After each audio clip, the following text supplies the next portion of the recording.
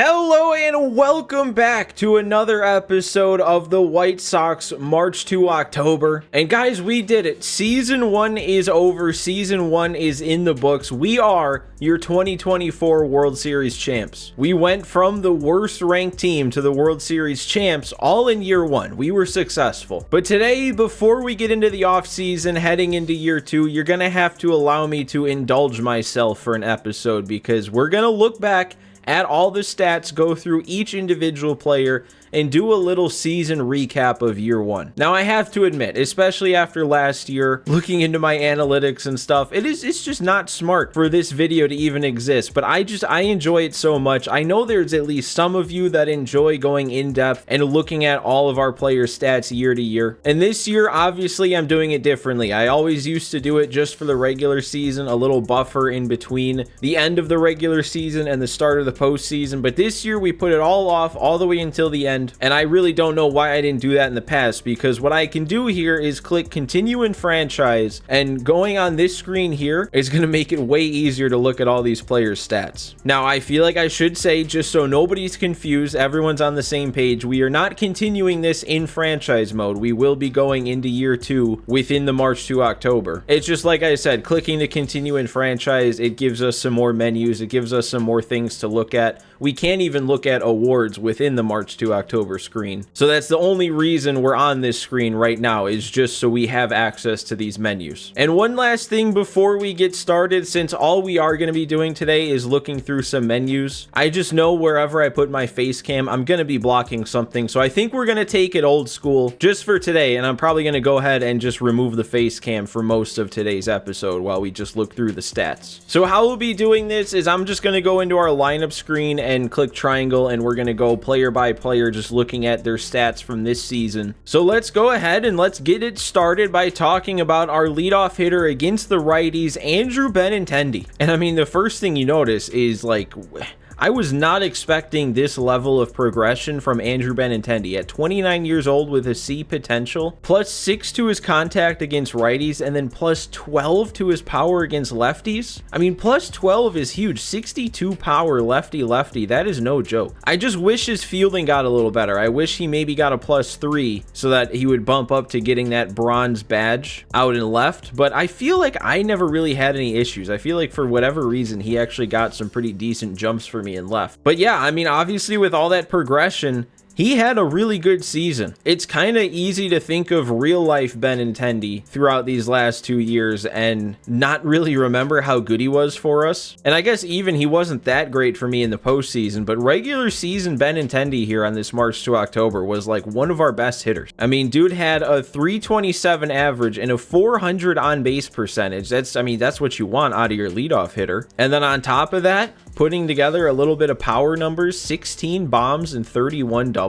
Like, at first, looking at his contract, the thought was, oh, we're stuck with this guy for another 3 years. But if we get 3 more seasons like this, it's almost like, oh, we get to have him locked down for another 3 seasons. And I guess it's also worth pointing out just now that we do have this awards tab in the player cards, but I still like to go through all the awards on the awards screen. So we're just going to do that after we talk about all of our players and then go through all the awards, not just what our guys won, but from around the league. So then next up, the next guy we have to talk about was actually our 2-hitter against both righties and lefties, and that's Eloy. And Eloy, man, whenever he wasn't injured and is actually available in my White Sox March to Octobers, he's always been somebody who's gone off. And even this year, with his attributes being a little bit worse, I think he started at a 73. Actually, that's something I probably should have access to as I'm talking about this, is what everybody's starting overall was on the year. All right, so yeah, just to go back, Andrew Vaughn started the year at a 71 overall. He finishes now at a 75. Eloy did start at a 73 and he finishes at a 76. That's honestly less progression to his overall than I would have thought for what seems like a lot of progression to each attribute. I guess maybe that -5 power against lefties is pulling a lot of weight, but he got a lot better against righties. +7 contact, +8 power. His discipline went up 7. His clutch went up a little bit more, and that was already really strong. I mean, his fielding even went up. I don't know if he's really ever going to get to the point where he's good enough in the field to not just be our all-time DH. But honestly,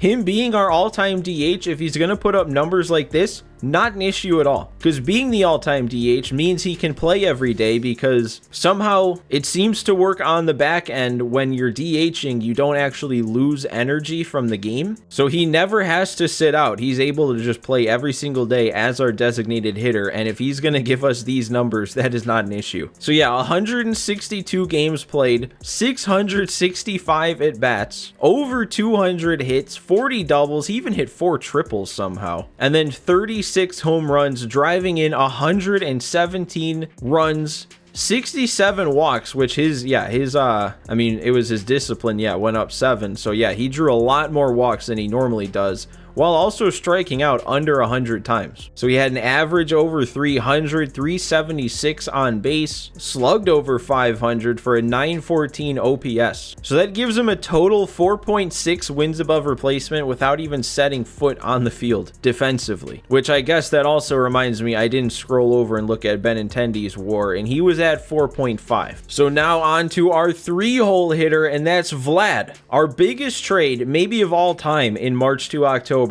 trading for Vladimir Guerrero Jr. Now, it did take a pretty hefty price to get him. It took trading away Jacob Gonzalez and Noah Schultz, 2 prospects with what I thought was very bright futures. And I remember it was really difficult to pull the trigger and make that move, but I think in the end it proved to be worth it. I don't exactly remember what Vlad was when we traded for him. He might have been a 91 overall, and that was near the halfway point in this season. So if he progressed 3 overall just since we traded him, that's kind of crazy. The biggest of them all, though, is probably that +4 to his fielding, because I think that puts him at a bronze badge. I want to say I remember him having that bronze badge over at 3rd, and he's going to be our 3rd baseman. But yeah, I mean, look at the kind of season he put together. 46 home runs, 31 doubles. He played in 157 games, 75 walks to 76 strikeouts. I actually did not realize that he put up that kind of numbers right there. I'd like to see him maybe not stealing bases. I'd also maybe like to see his average come up a little bit, but that's kind of nitpicky when he's putting together numbers like that. Now, if we scroll all the way over to his wins above replacement, I think that the game just doesn't do a good job of calculating this, because he only has a 2.9 wins above replacement, and with these kind of offensive numbers, that just doesn't make any sense. But if I had to make a guess as to what's going on here, I think what's happening is they just treat his wins above replacement as being a first baseman,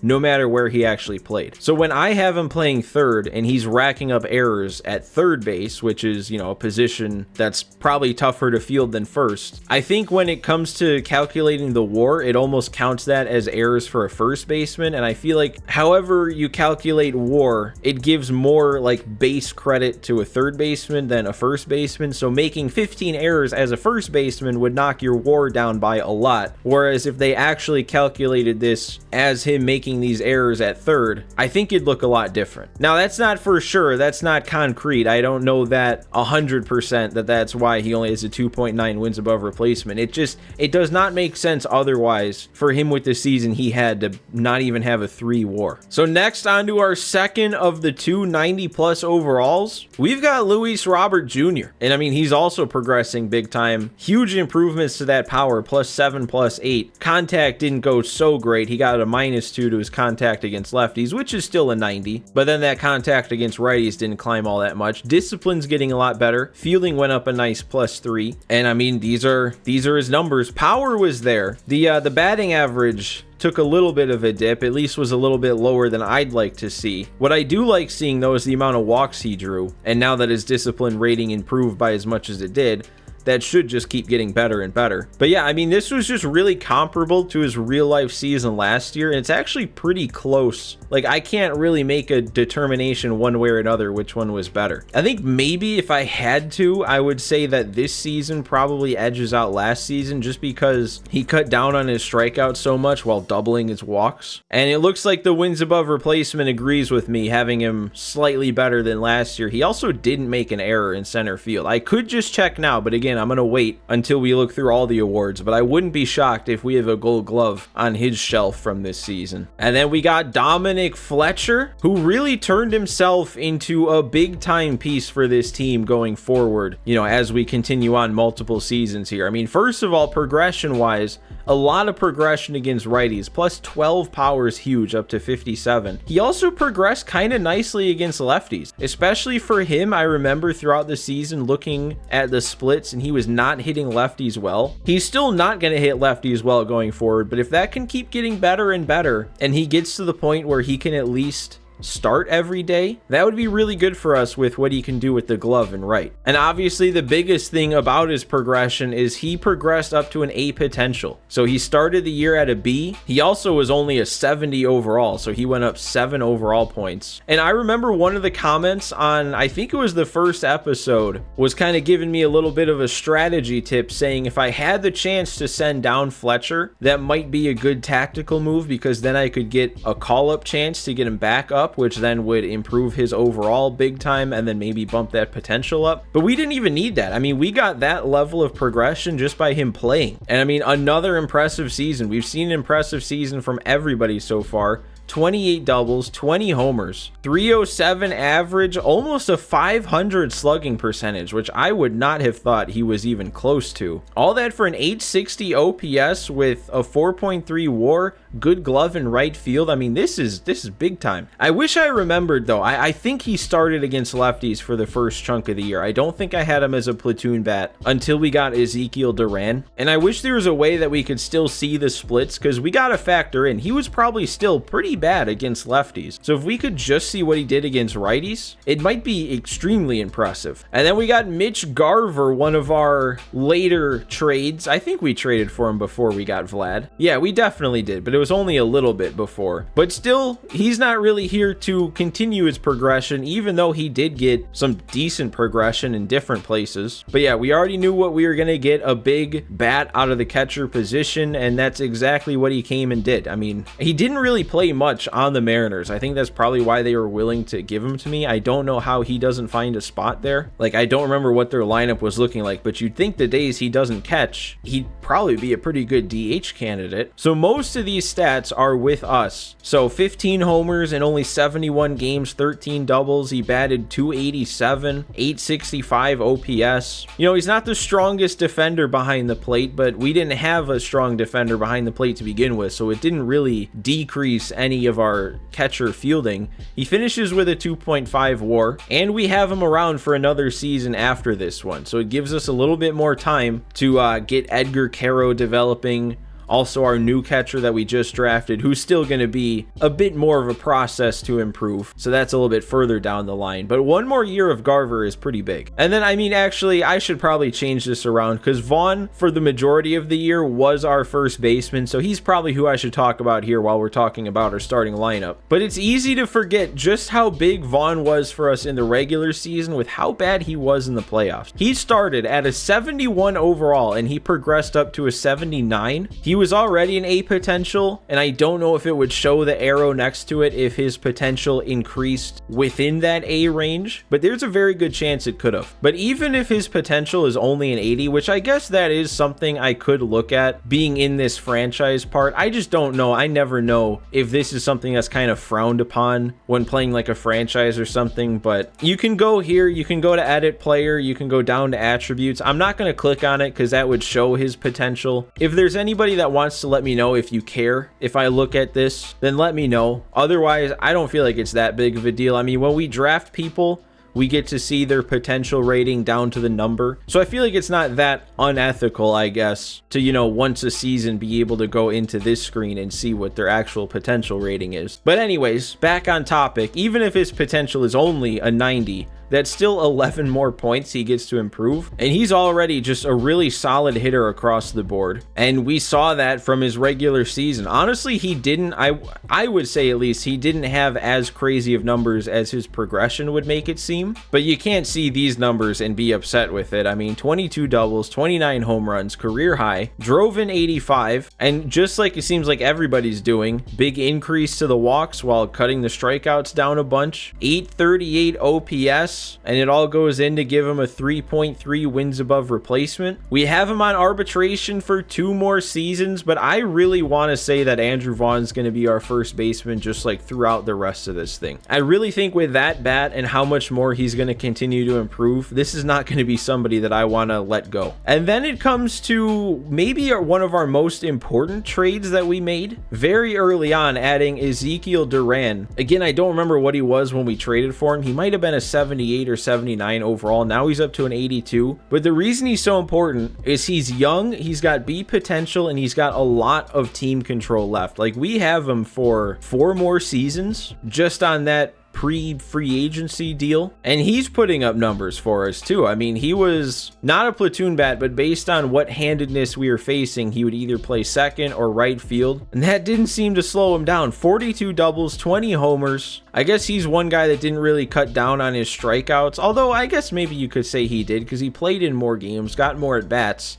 and only got 3 more strikeouts than last year. But a 291 average, I actually didn't remember it was that good. 856 OPS. Has there been anybody yet who would even be anywhere close to a disappointment? Because I mean, next up is Paul DeJong, and I don't fully remember what he did in the regular season, but based on how he finished out the World Series, I don't really think anything I can see here could be considered a disappointment. I'm actually kind of surprised that he only went up from a 71 to a 72 throughout the year. I guess that -7 power pulls a lot of weight, but he had a lot of positive progression, and I was not expecting that at all from a 30-year-old C potential. But he was, I mean, he was solid. This was way better than he probably should have done. 20 double, 20 homer guy, good glove at short with a 264 average. I think most of the time he was batting down at the bottom of the order, or at least once we made some of the trades we did, that's where he was. And I mean, man, a 787 OPS, that's better than his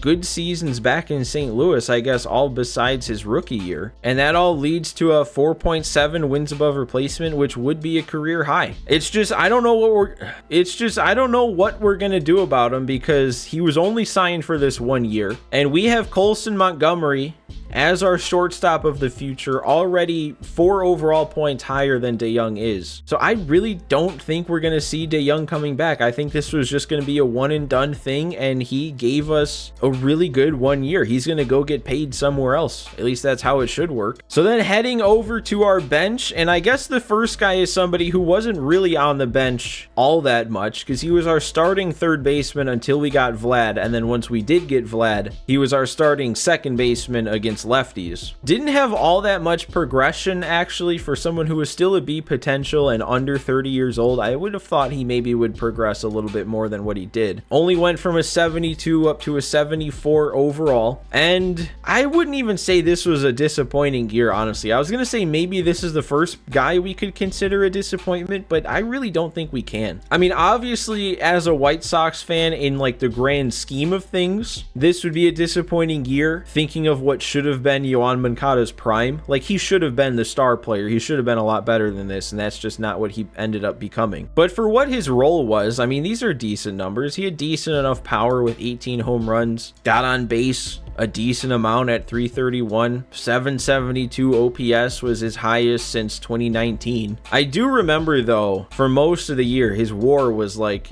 at or below 0, so he does only finish with a 0.7. I'm not really sure why it was so low. I feel like his numbers, at least I would think, make him look better than that. Maybe I just don't know what goes into wins above replacement, but we do have him for 1 more year, so he's probably not going anywhere. I might throw him onto like our players to shop screen, because we have Vlad, who's going to be playing third, because we have Vaughn, who's going to be at first, Duran's going to be at second, so Moncada kind of is just the odd one out. So I wouldn't be opposed to trading him, seeing what kind of value we could get. Next guy up, though, on the bench is Nicky Lopez, another guy who wasn't always on the bench. He played for most of the year. He got himself into 108 games, 370 at bats, and he was, you know, what are we going to expect out of a guy with the hitting attributes as low as this is? I actually feel like he probably played better than what I would have expected when we were looking at his attributes on opening day. 22 doubles is nice. We're never expecting a lot of power. He actually did pretty good stealing bases for only 58 speed. And I mean, when you think about him for what he is, just kind of a backup utility infield type thing, I'm not upset with a 697 OPS and all this sort of stuff. He does actually finish with a 2.8 wins above replacement. Okay, I don't know what goes into WAR then. That seems very high. Then we've got Max Stassi, and he had kind of an interesting year. He started as our platoon catcher when we face a righty, and then he became our starting catcher, and then very quickly went from our starting catcher to our backup catcher once we traded for Garver. And again, another guy I wouldn't have expected to improve his attributes throughout the year, although he did get a little bit, even if it didn't lead to his overall getting any higher. But 11 home runs in 85 games, that's decent power. I don't know though, I don't really ever know what to say about your backup catcher, even though I guess he wasn't always our backup, but he probably wasn't as good as I would have hoped at first, and then we traded for Garver, and then it didn't really matter at that point. I mean, I guess as long as he had a positive WAR and was contributing positively to the team, can't really be upset with that. And then lastly here on our 26-man roster, you've got Gavin Sheets, and I honestly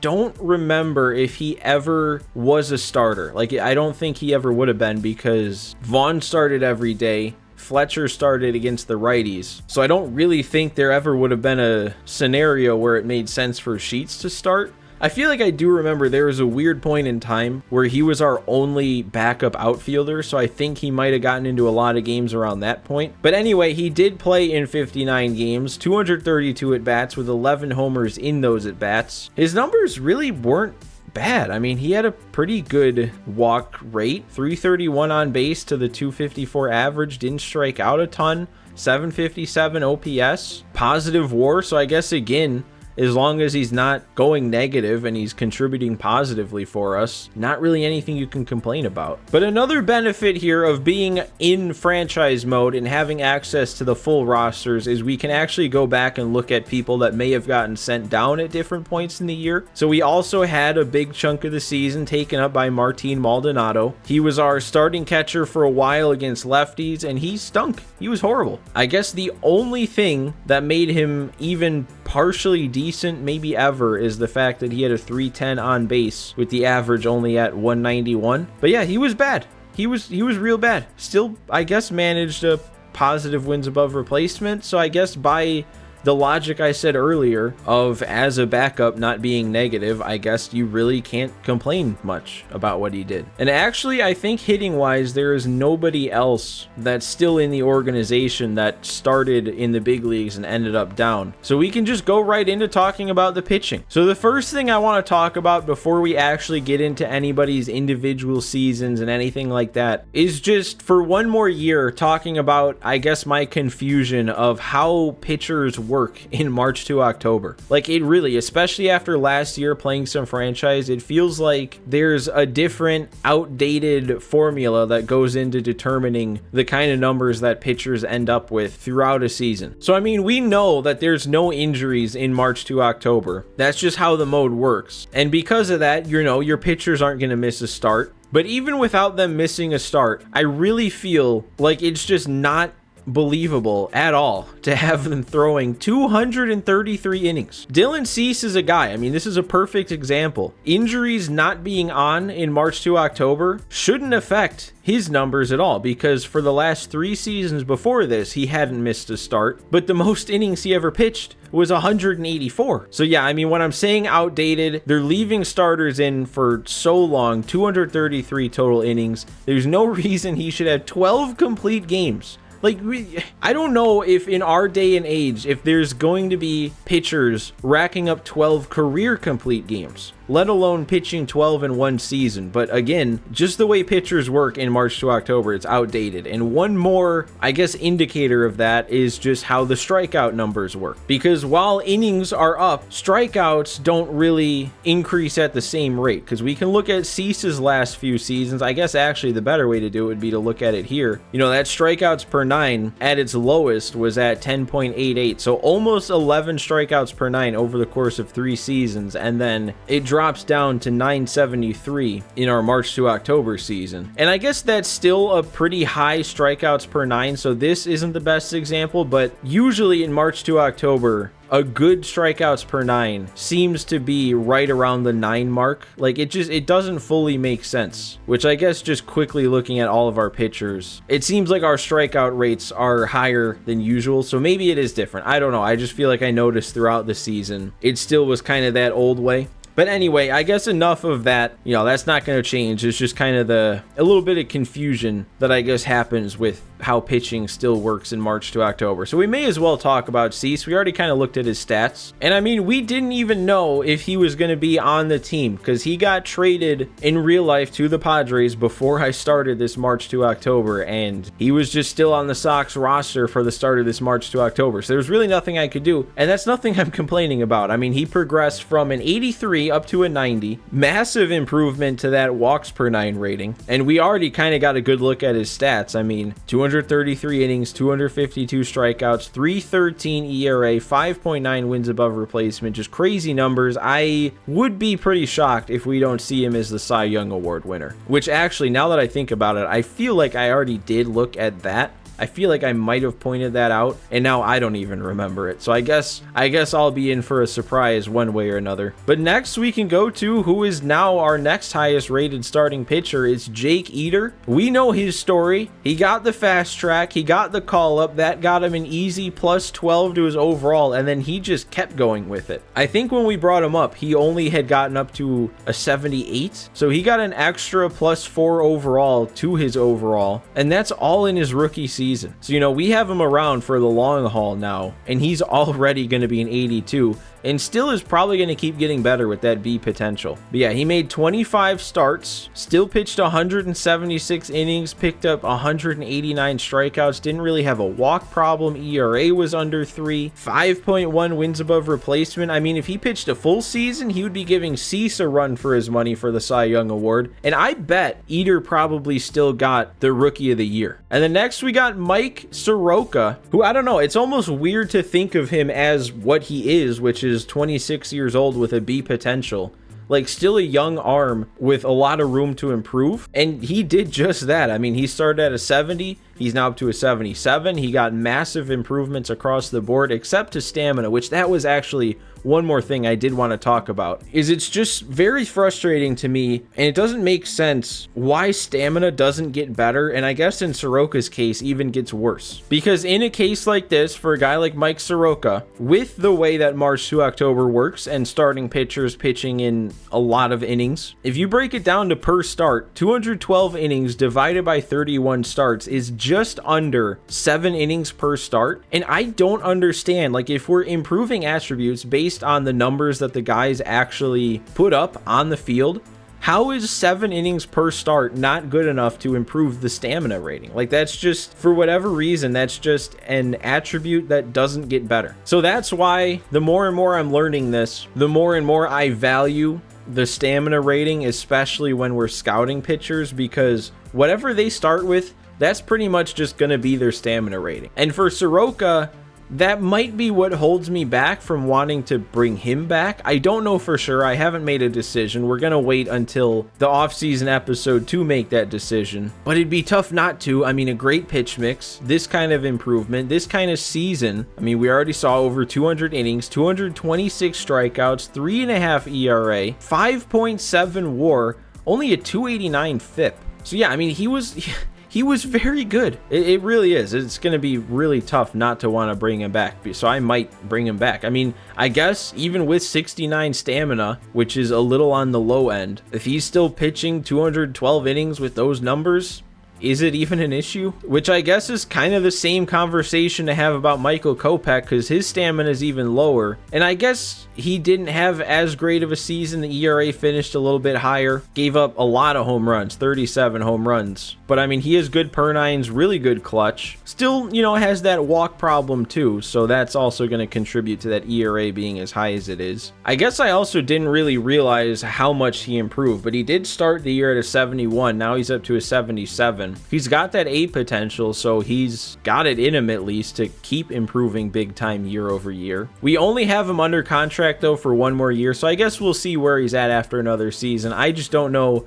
for the immediate future if I want to continue him as a starter, or if I want to sign somebody who might be better as a starter and then move Kopech to the bullpen. Maybe he'd be good in the bullpen. And talking about that, we kind of have the same thing going on with Tyler Wells, another guy we traded for, and even though he's a reliever, I ended up throwing him in the starting rotation, and he did pretty fine for us. I wish I remember what his numbers were before we put him in the rotation, but he finishes with a 3.69 ERA, 129 strikeouts, 1.5 wins above replacement. I think though, if there's anybody that I would want to move back to the bullpen, it's probably Tyler Wells, and that's just me being skeptical about the way the game works with Tyler Wells being a primary relief pitcher. Like, I don't know, maybe for some reason he just pitches better when he comes out of the bullpen because of that. So then moving to the bullpen, we can start by talking about a couple guys who actually started the year as starters. So first of all, we got Chris Flexen. He was not very good. He only started in 7 games though, I guess, before I moved him to the pen. So that's probably the 7 starts that Eater didn't get. The rest of the year, he was a bullpen arm, long reliever, wasn't that great at it, 4.76 ERA. Can't really say he was that bad. I mean, I don't know. Obviously, you'd like numbers to be better than that, but for a 67 overall with as low as his hits and Ks per 9 is, I don't know. Not much you can do. And then there's Eric Fetty, who was a little bit of a disappointment. I was kind of hoping he'd be a little bit better. We actually never really got to the point where we sent him to the pen, even though he did make an appearance without it being a start, but I think we kind of just manually sent him down when one of the moves was made, maybe when we fast-tracked Schuster. But yeah, not great year out of him.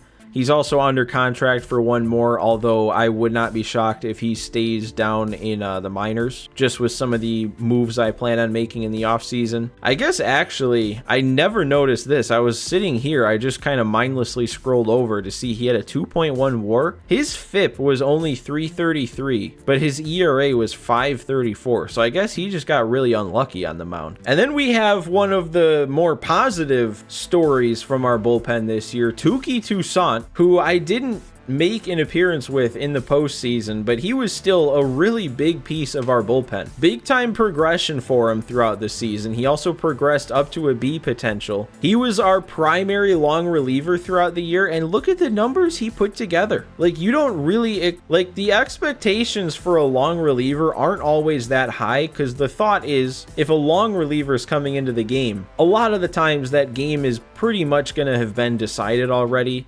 If not decided, it's kind of going to be lopsided. But when he's coming in and in his 117 innings has an ERA under 3, I mean, that really kind of keeps things where they're at, which is exactly what the long reliever's there to do. So I want to keep him around. He's still going to be under contract for 2 more years. My only worry is because you don't really have control over who makes your roster going into opening day of the next season. A lot of it is just the CPU deciding for itself. And the fact that he is a slightly lower overall than Fetty and Flexen has me worried that if I just plan on Touki being on our big league team, they might keep him down in favor of one of these two or both, which kind of worries me. And then we got Tanner Banks. I actually had to call him up in the middle of the season, or pretty early on in the season, I guess. And he was good. He was a really good lefty for us in 28 innings. And I guess that's another thing worth pointing out, kind of to go along with what we were talking about earlier about just how the pitching works. But obviously, if starters are throwing more innings,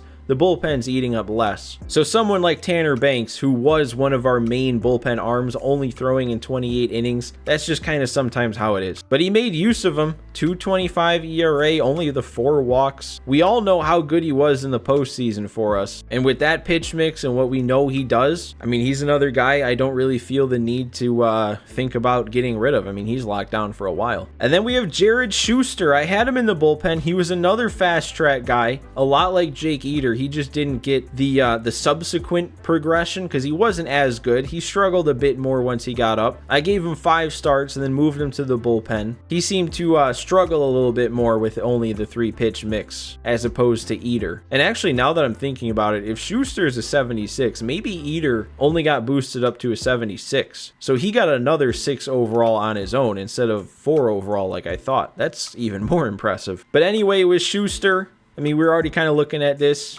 42 strikeouts in 35 innings. A little bit more walks than maybe you'd like out of somebody who's supposed to be a starter. ERA over 4. Wins above replacement still was a 1 because I guess his FIP was really low too, so he must have been unlucky a lot like Eric Fetty was. But I think the goal would be to try and move him back to the rotation, so kind of swapping him and Tyler Wells. That'd be the hope. We're going to have to continue monitoring Schuster. If he's struggling like he was last year, then we'll have to move him back to the pen. I don't know. It's weird to plan on how to use a guy with only 3 pitches. Like, that's a really difficult set of skills to be working with, to be a starting pitcher in MLB The Show to only have 3 pitches. I don't understand why it works so well for Eater, but with how good he's been, it makes me worry about him less. But for Schuster, his future's a little bit more up in the air. And then there's Sean Armstrong. I think the first trade we made of the season, adding a solid arm to that bullpen, and he did just that. He was a solid arm in the bullpen. I wish it broke it down by what his numbers were just for us, but over the course of the whole season, 3.38 ERA, wasn't a big strikeout guy, but he also came up big in the postseason. He was one of the primary arms we went to along with Banks, but he's somebody that was only a rental. He was only here for this year, and I just don't think I want to bring him back. He wasn't bad, but he wasn't like blow you away good, and also I didn't really enjoy pitching with him, even if most of the time he was doing good. I just kind of had trouble sometimes with his pinpoint timing. And then we're almost to the end, but we got to talk about John Brebbia first, and he just kind of he was there. I mean, he wasn't bad. He wasn't amazing. He was just a solid back end of the bullpen arm for most of the year. 28 appearances, 24 innings, 25 strikeouts, only 3 walks, 3 ERA. I mean, he was just kind of there and did what he had to do when he had to do it. And then finally, Garrett Crochet. Oh my God, Garrett Crochet. Started the season as a 72 overall. Obviously, in our world, he's still a relief pitcher, but he's not just any relief pitcher now. He's our closer. He improved up to a 79. He improved his potential up to an A. Massive improvements to his numbers. And just, oh my God, look at what he did. He gave up one run on a solo homer in 44 appearances. He got 39 saves, somehow blew 3 of them while only giving up 1 run. But yeah, I mean, 57 strikeouts. The .21 ERA is just a ridiculous number to see. So we still have him around for 2 more years after this, and for those 2 years, he will be our closing pitcher. I know I'm going to be looking for arms to bring into the bullpen. We might find some that are going to be higher rated, but I don't know if anybody is going to be knocking Crochet out of that spot unless he knocks himself off of it by not performing. Now, there's actually not many arms to talk about that got sent down during the course of the season. There's no starters because Fetty came back, and we already talked about him. So in the bullpen,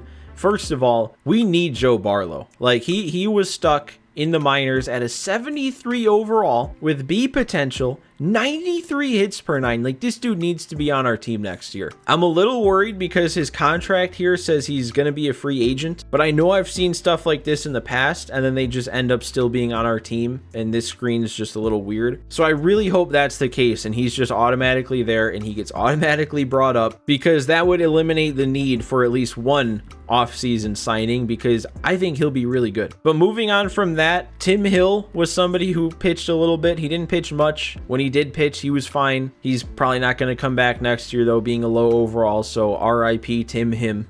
We also did have Prelander Baroa start up in the bigs. He only got into 5 games, 13.2 innings, and was not very good, but he progressed a little bit down in the minors. It kind of stinks that he's a relief pitcher with all that stamina, because if he was classified as a starter, he could get a fast track, but I don't think I've ever seen a fast track or an attribute increase call up for a reliever. Davy Garcia also had some innings in the bigs before getting sent down, and he's pretty much the exact same story as Baroa. Not very good in 5 games, and kind of the same deal with being a relief pitcher who has the stamina to be a starter. And actually, I forgot, we also had Jimmy Lambert. Some of these early season bullpen arms that got sent down completely slipped my mind, but he pitched in 7 games. Wasn't that great, but I feel like we just gotta, walk down memory lane and remember some of these dudes. And unfortunately, we can't end our walk down memory lane without talking about one more arm, and that is Sammy Peralta, the thorn in my side for most of this season. And not because he was bad, especially for a guy who was a 56 overall, he was solid in the innings that he got to throw. 14 innings, a sub-2 ERA. The problem is you don't want to trust him in bigger spots, so a lot of times he was just eating up a spot in the bullpen that could have gone to someone else, and a lot of the times it actually could have gone to someone else. We kept getting chances to call people up that would have been a higher overall upgrade, and just since in his contract he had all of his options used up, it wouldn't even entertain the option of sending him down. We didn't get him sent down until we went into the playoffs, and I'm actually really worried that we're going to have the same problem next year because he's still under contract. He still has all of his options used up. I just hope that since he found a way down to AA after the season, that's just where he stays. We're almost done because we only have the awards left to talk about. So before we get into the main awards, I want to look at players of the month, going back throughout the season, see if we had any players, pitchers, or rookies of the month. So starting in April, we actually didn't have anybody. We didn't have anybody in May either. Nobody in June either. I guess we didn't really start heating up until the second half. So how about July?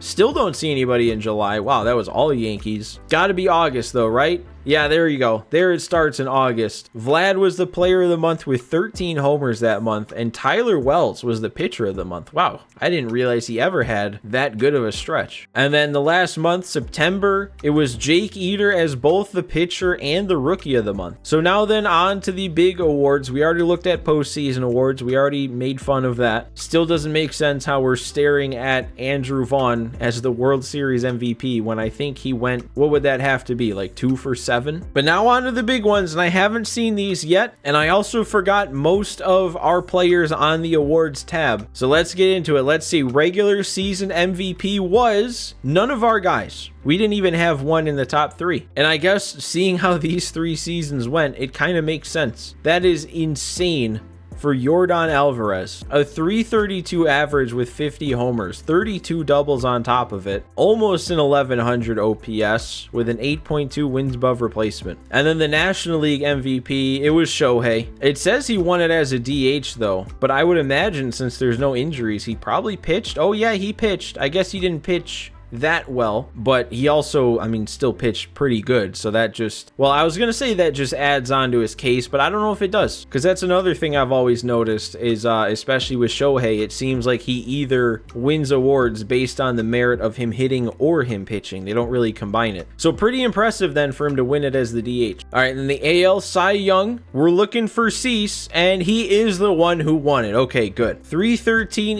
ERA. Garrett Cole though, with a 277, a lot less strikeouts. Okay, so yeah, this is, yeah.